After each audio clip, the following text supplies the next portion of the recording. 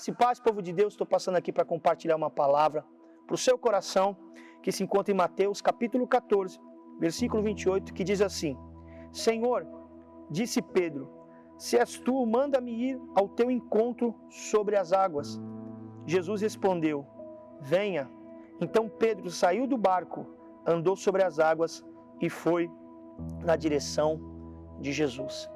A Bíblia diz que Jesus, no meio daquela tempestade, após Pedro reconhecer que era o mestre, ele faz um convite para Pedro, para que Pedro viesse para fora do barco em direção a Jesus. E esse convite que Jesus está fazendo para Pedro agora no meio daquela tempestade, vai gerar na vida de Pedro 3 situações. A primeira que o texto diz, que quando Jesus chama Pedro, diz que Pedro saiu do barco. Essa foi a primeira coisa que Pedro faz quando Jesus disse para ele, vem.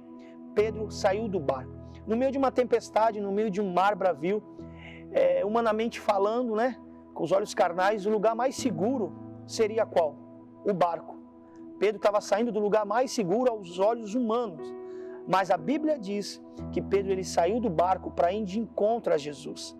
Sabe, meu irmão, o lugar mais seguro da nossa vida não é onde o barco se encontra, mas é onde Jesus está. O barco, se Jesus estiver dentro, ele é o lugar mais seguro. Mas se Jesus estiver fora do barco, lá é o lugar mais seguro. E a primeira coisa que Pedro faz é sair do barco. A segunda coisa, a Bíblia diz que ele andou sobre as águas. Jesus disse, vem Pedro. Pedro saiu do barco e agora Pedro vai andar sobre as águas. As águas eram o problema da vida de Pedro naquele momento. Mas a voz de Jesus, o convite de Jesus, fez ele andar sobre problemas, sobre dificuldade, e ele foi em direção ao Mestre. E a terceira coisa que esse convite gera na vida de Pedro foi que Pedro foi na direção de Jesus. Não basta só você sair do barco, não basta só você andar sobre as águas, você tem que estar na direção certa. Qual é a direção que você está indo? Qual é a direção que você está buscando? Pedro estava buscando Jesus.